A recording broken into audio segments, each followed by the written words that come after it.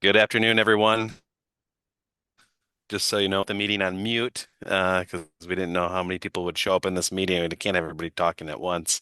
So just give us a few minutes as we wait for more people to come into the webinar, and we'll start shortly. Just want to give some people time to connect, anybody that is meaning to be here. So just give us 1 minute as we wait.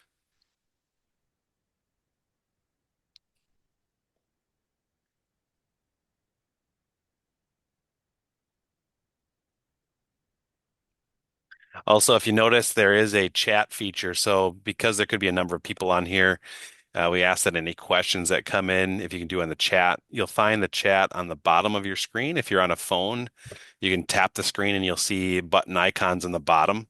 And there's a chat feature down there. So feel free to jump in there and just say hi right now as we wait for people to come into the webinar, just so you can see where that is and know how to use it while we're coming in here.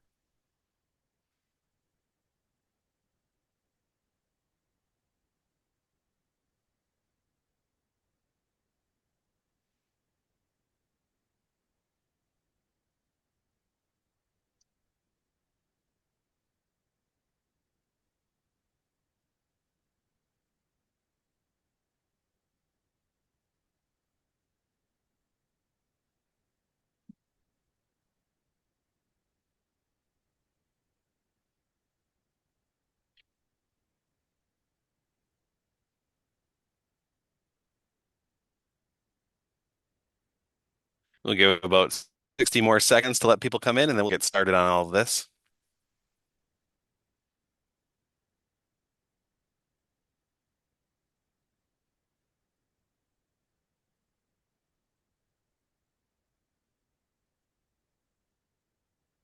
And anybody else feels comfortable, feel free to turn on your cameras. We, at least on our side with experienced associates, we always have our cameras on because we think it's good to see people's faces. Don't feel like you have to, but if you want to, turn on that camera and let us see your face. And we'll get started in about 20 seconds here.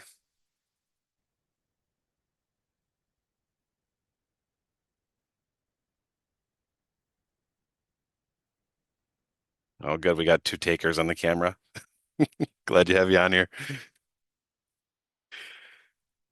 All right, perfect. Well, we'll get started here. We have two webinars lined up for today. I know there's a lot more people that are going to be joining the second one because of the time. But we will get started in here. So I'm Chad Hendricks. I'm the president of Experience Associate. Glad to have you here with us today. Today, we're going to be talking about medical requirements. And some of this is because of how long the government program has taken for immigration.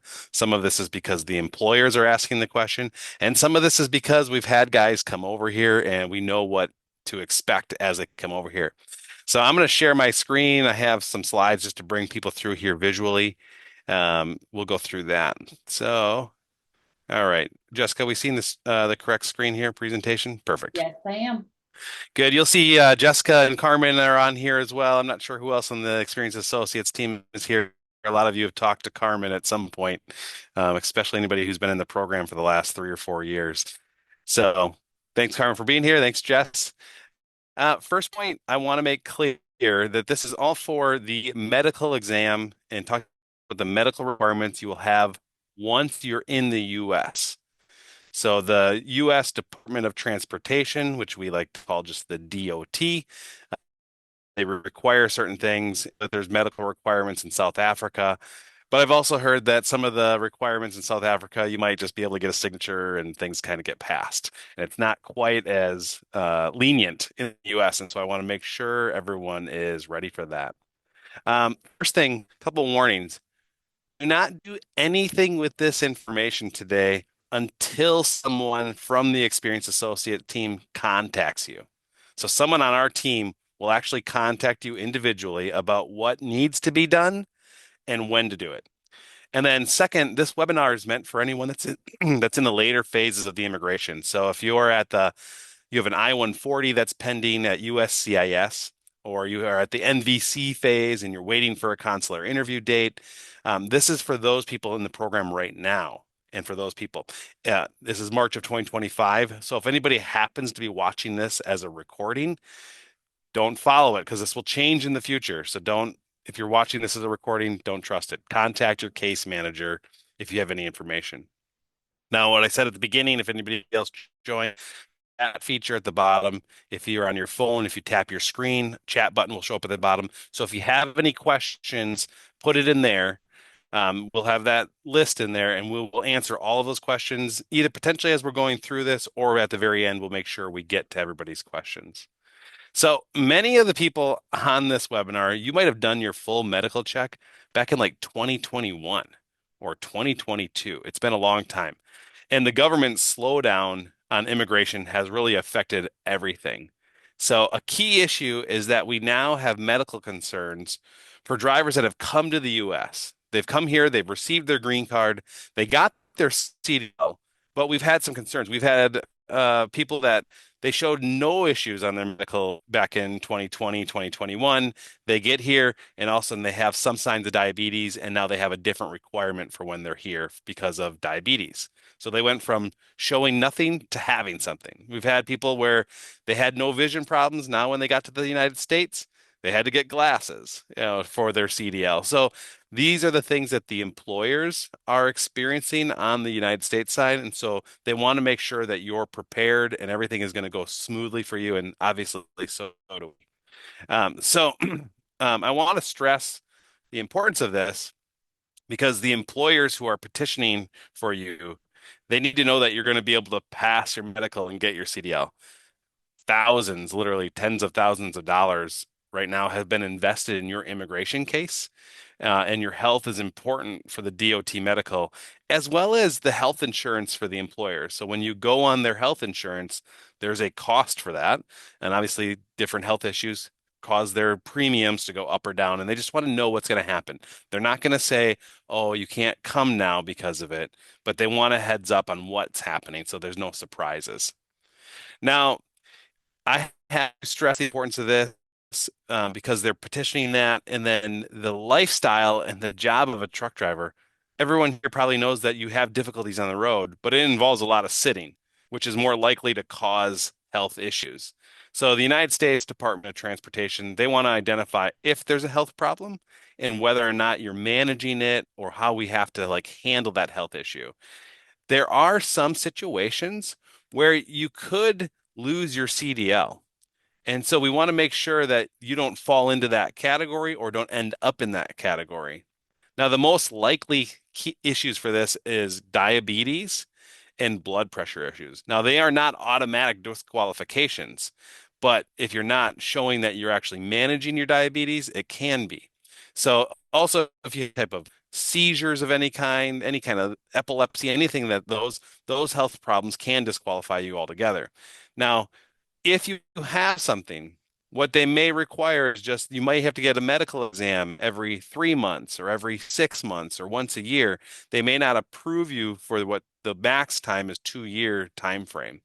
So that's where we're looking at. Now, if you are dealing with diabetes, which is usually the most common concern that people have, you have to understand what it's going to take to be able to qualify for your license. When you're dealing with diabetes, you're going to deal with basically two people. One is your doctor, who's going to check all this on a regular basis. And then there is the medical examiner. The medical examiner is a third party. They don't want the doctor to say that they're disqualifying you. The medical examiner is going to come in, look at the information, determine whether or not you qualify to operate a commercial motor vehicle. And then they are going to make a decision on whether or not they need to protect everyone else on the road because they want to make sure that professional drivers running these huge trucks on the road are not going to be an issue with anybody. Now, you could be disqualified if your diabetes is not under control or you're not following the program or if you have very severe issues.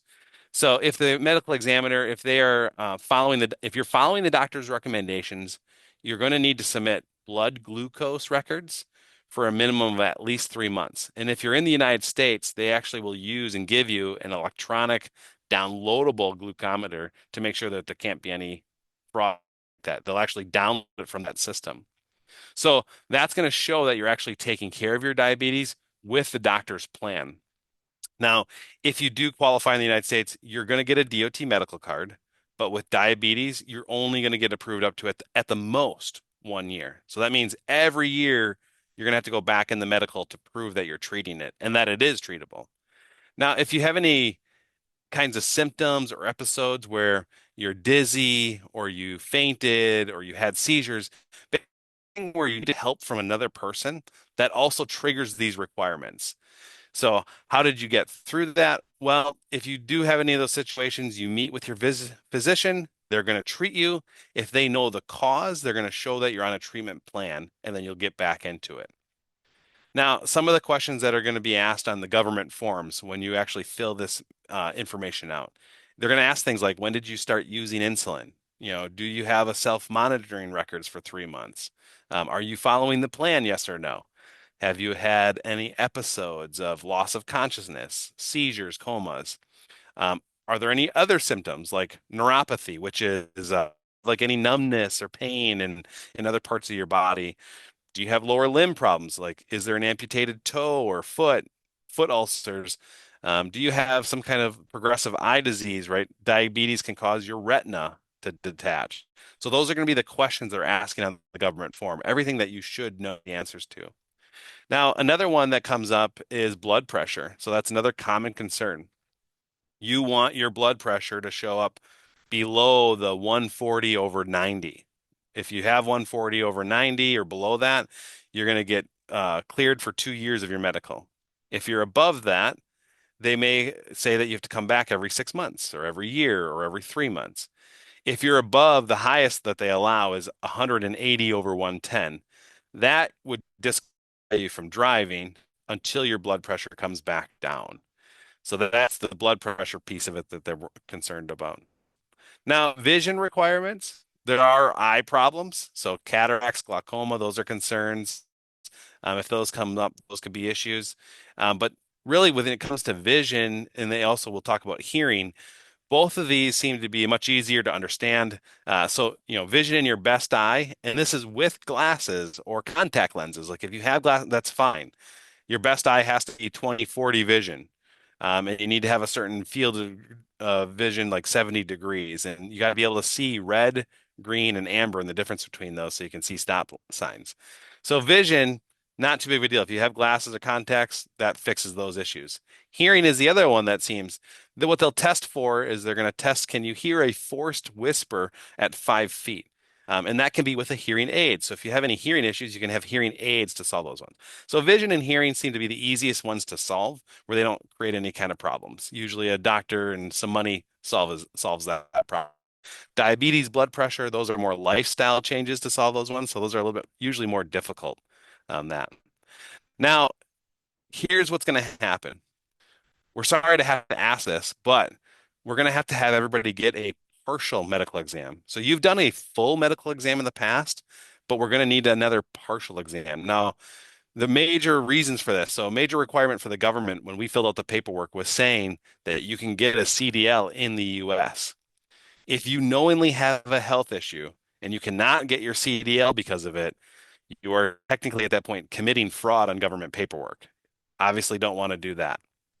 Second, the employers need this to be done because of how long it's been since your medicals. Things have changed for people that had their medicals 4 years ago, and they're concerned about that. People having to come over here and get glasses and those things.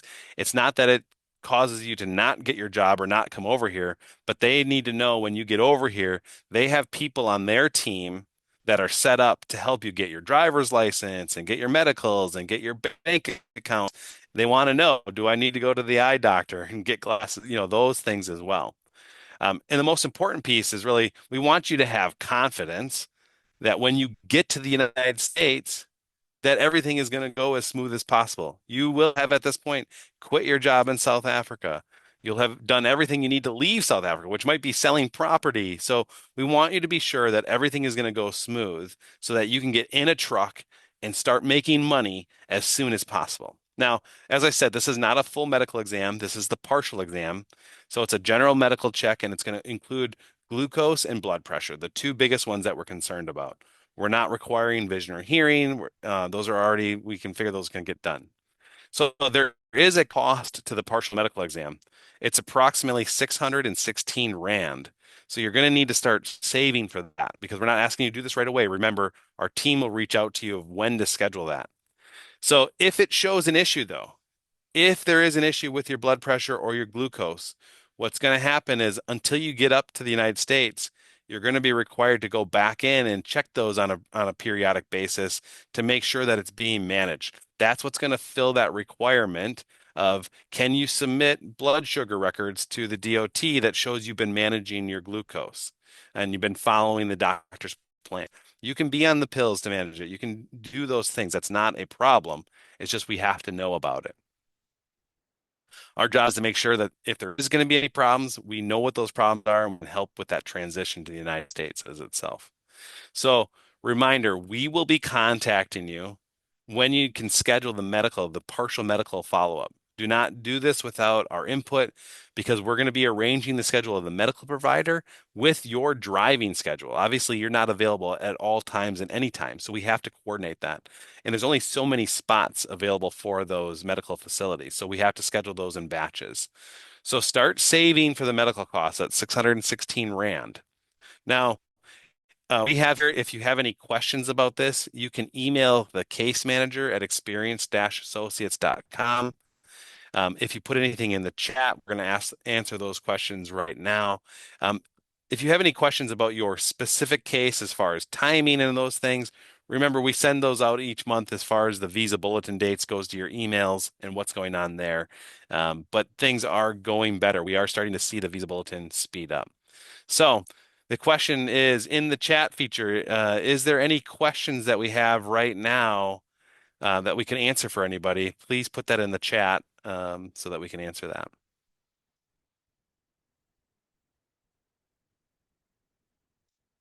Otherwise, I'm going to assume that I did such an amazing job presenting that there are no questions and everybody's good.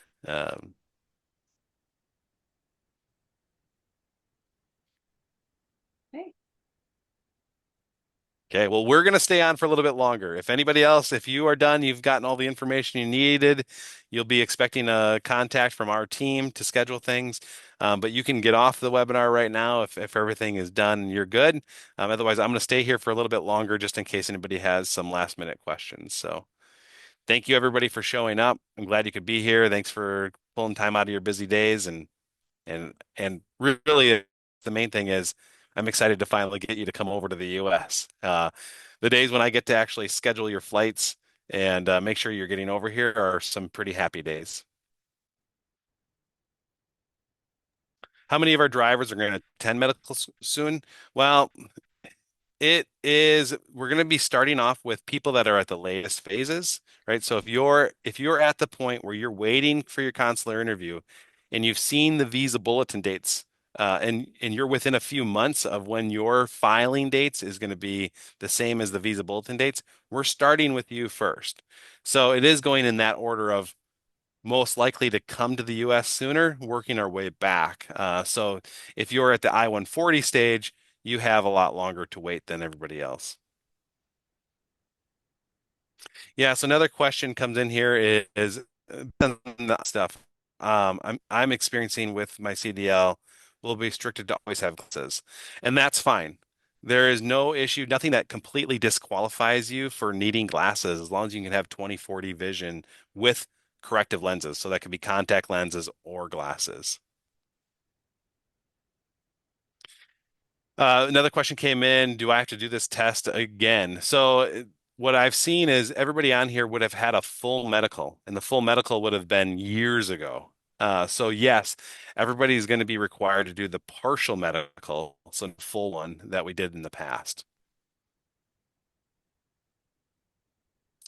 Yeah, as far as anything on your diabetes, like if you know that you have diabetes and you've moved or anything else, you should get an updated. This is part of the reason for this partial medical is to get an update on that. So if we had diabetes in the past with your full medical, yeah, absolutely, you're going to need to get another one and make sure that you're just meeting with the doctor. Make sure on whatever treatment plan they have you on, whether that's pills or anything else or a diet, that you're actually doing those things so that they see that your diabetes is maintaining or getting better. And that's what we're looking for as far as the 3 months of records for when you get into the US. But once again, let the team help coordinate and schedule that time when you're going to do that.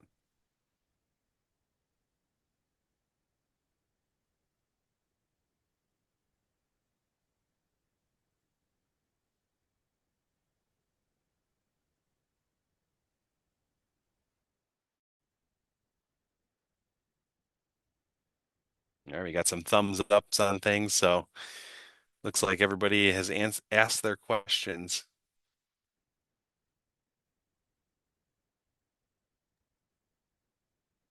Kat, I think Yeah, another I want question to came in. reiterate. Yeah, Yeah. Carmen, Nikki, or case managers will be contacting you. Shanae on the team might be contacting you. So somebody from our team will contact you. So don't go to a doctor on your own. Don't schedule that on your own because you may not want to do it yet, especially if you're in the I-140 stage.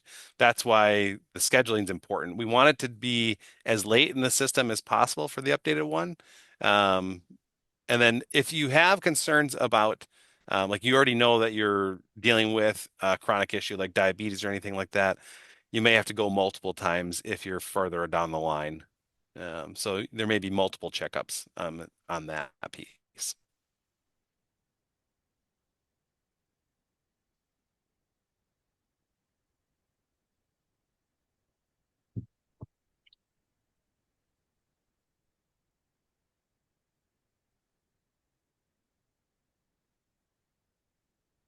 Great.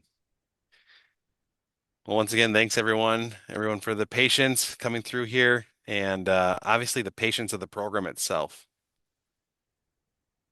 Oh, another question. This is a good general question that actually we were talking about yesterday. How much money should you have with you when you leave the country? So, how much money should you be coming over to the United States with? Now, there are a couple things going on with this. And one, we are giving a training stipend while you're in the CDL school, right? So that $560, but the suggestion is don't spend that money except on food and necessities because we've had situations where someone didn't get their CDL and it was more than 5 weeks. They went past the 5 weeks time, and so they had to have that money stretch out farther. There's also been situations where someone had to buy glasses. So they got here, did the medical, realized they need glasses, so then they had to spend $300, 300 US dollars on glasses. So what I would say is when you get over here, there is training stipend pay not handed to you on day one right away because there's always just a transition time. I would say don't come here broke. Don't leave South Africa broke and don't come to the United States broke. You should have, if my suggestion is, depending on how long it takes, you're going to need 50 US dollars to usually open up a bank account. So that's usually the starting money just to open up a bank account. The bank doesn't take it, it's in your account, but they need something to deposit. And usually it's about $50 minimum. The other thing is you're going to need some food right away. You'll probably go to the grocery store immediately upon getting into the United States. And right now, usually for a single person, you might spend 75 to $100 on groceries when you first get here. There were other ancillary things that we have found out. For example, getting a phone charger so that it fits the US outlets. That might charge cost you 20 US dollars. So my recommendation, if you can, is to come to the United States with 500 US dollars. So, what is that? That's about, 1100 Rand. It would be better if you had more for safety reasons, just to make sure you had enough. If you can come with a 22, 25,000 Rand, that would be great. Now, we realize not everybody can do that. That's why we have the training pay with the stipend pay. Here's what I can tell you. Come with what you can. The people that are here with the CDL school and with the employers, they are very, very, very great people. They are not going to let you suffer to a point where it's a problem. You will get taken care of. You is taken care of. So there's no other expenses, with your housing or utilities or any of that stuff. That stuff is taken care of for you right away. You'll be put in a place. Some places have vehicles for you to use so you can drive around. Some places will drive you around themselves.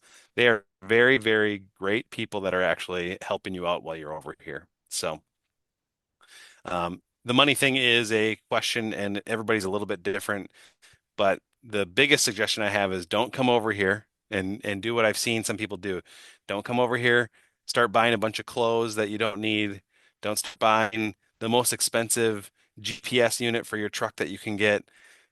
Make your money last as long as possible, just in case. Don't send money back home if you can. Have enough money for for everybody that you're leaving back home so that they can survive without having to tap into that $2,500. So that would be the other side. How much money should you have, as well as how much money should your family have if you're leaving your family for 5, 6 weeks before you get your first big paychecks from actually getting into the truck driving as well.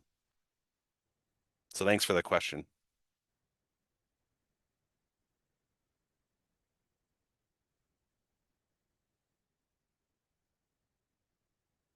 Any other questions?